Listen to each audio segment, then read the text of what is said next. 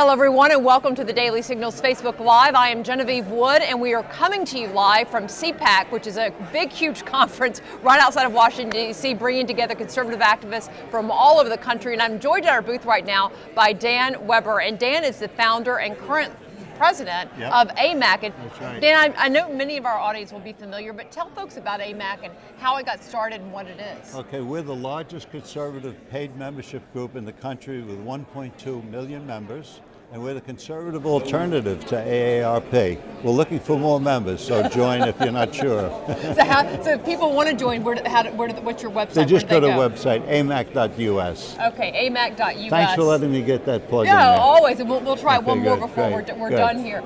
So, people who know of AARP obviously think about they can get different discounts and health care insurance through that. What does AMAC provide when it comes to the health insurance market? Yeah, as far as the benefits, we have the same. They have one health insurance carrier. We have 7. So we have a little better choice for shopping and so on. But as you know, AARP was instrumental in getting Obamacare passed. AMAC is trying to replace Obamacare, and we've got a couple ways of doing that. Yeah, my understanding is Republicans in Congress could use some ideas. So what would be the one that you would like to see them do as part of the replacement? Well, what we've done, we've taken all of their ideas and picked the best parts of them, and we've combined them into what we call the Super HSA, which we're now calling the Trump HSA, Trump Health Savings Account.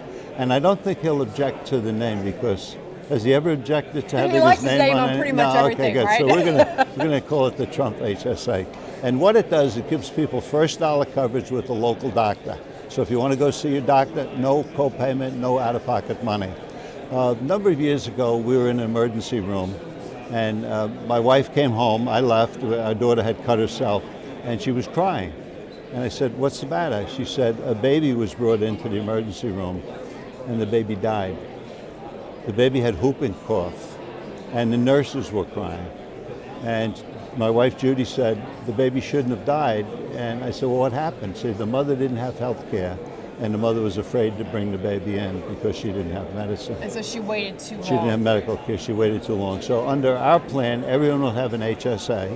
Everybody in the country? Everybody in the country would have an HSA. It's voluntary, but it'll make it so attractive that you'd be crazy not to do it. Right, but you would have access to it if you wanted it. So you can go to a local doctor, you pick out your local doctor, you decide who you want to be your local doctor, and your visits are covered. No out of payment. Who pays into the HSA? I mean, is this attached to your employer, or is it separate? It could be, great.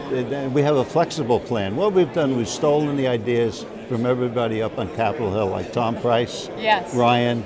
We've stolen the senators, Cassidy and Sessions, and all their ideas. We've stolen them and combined the best parts. And the direct primary care, you have a local doctor, and you don't pay anything directly to the doctor. You pay into the HSA. The HSA pays the doctor, for example, $100 a month. Okay. And then you pay in another $150 that goes into a savings account, and then you pay in another $300 or $400 for a catastrophic health care plan that has a $6,000 deductible. But let's say you join the plan and you need an operation 3 years from now. Well, the $150 a month, you'll save up $6,000. Well, let's say you need it 6 months later.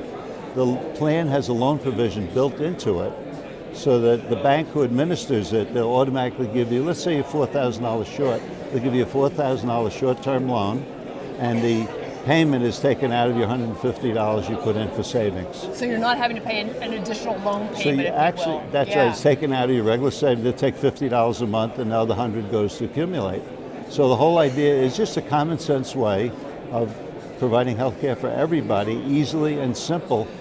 So a lot of people have said, you know, and I have an HSA through the Heritage Foundation. Right. I'm a big fan, a big believer. But a lot of folks have said, well, those are good for younger people because you're kind of able to stash up some money. But what if you're older and you're getting to that age where things aren't working as well as they used to? Sure. Does it still work for that age group as well? Of course. Now, we're talking about Medicare. We wouldn't change that part. That's for 65 and older. But let's say you're between 50 and 64.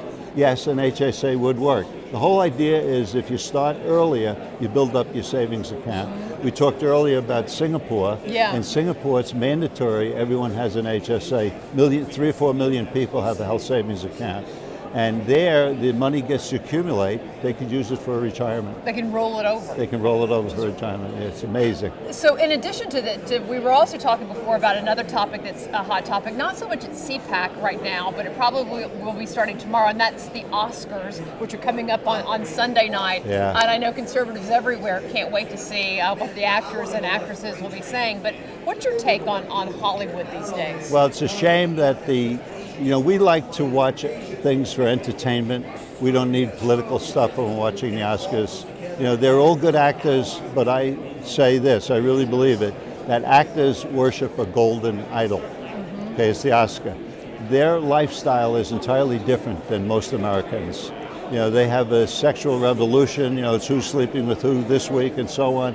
Most Americans aren't that way. They're more into drugs than the average American. So they shouldn't be teaching us morality. They really shouldn't. And that's what their they're trying. politics front and center. That's right. And they say that it's immoral to let in an immigrant who may or may not be a terrorist, but it's not immoral to have a partial birth abortion. Come on. Right. Anyone who doesn't know what a partial birth abortion is, look it up and you'll see it's a horrible thing. People in Hollywood favor that, and that's, again, their morality. They shouldn't be the ones teaching us. They should listen to the people. For all the years that you've been following, you've been active in the conservative movement for a long time. You founded AMAC. You clearly follow Hollywood to a certain extent. Have you seen it? How has it changed over the years? I mean, are they much more activist now than they were 25, 50 years ago? Well, the whole political scene, including Hollywood, people now are not as kind. They're not as nice. Politicians aren't as nice. The general public is still, Americans are Americans, but our leaders have kind of they darkened the American spirit, in my opinion. And some of it has been because we've been lied to for a number of years over a lot of things, and people are getting fed up. If you look at what caused the Tea Party was, well, America's getting more and more in debt, we're getting more in trouble, morals are falling apart. We used to be the greatest economic force in the world. Now China makes 25 million cars. They make double the amount of cars that we make. So we're doing things wrong, and that's the pleasing thing about coming to CPAC and seeing Donald Trump. He is a ray of hope for the future, we hope. And do you feel like most of the people that are attending here are feeling that kind of optimism? Oh yeah. Yeah, It's really strong, yeah. It's a great feeling. Well, Dan, thank you very much for talking with us. And again, for people who want to learn more about AMAC, they should go to amac.us. You got it. And they have 1.2 million members.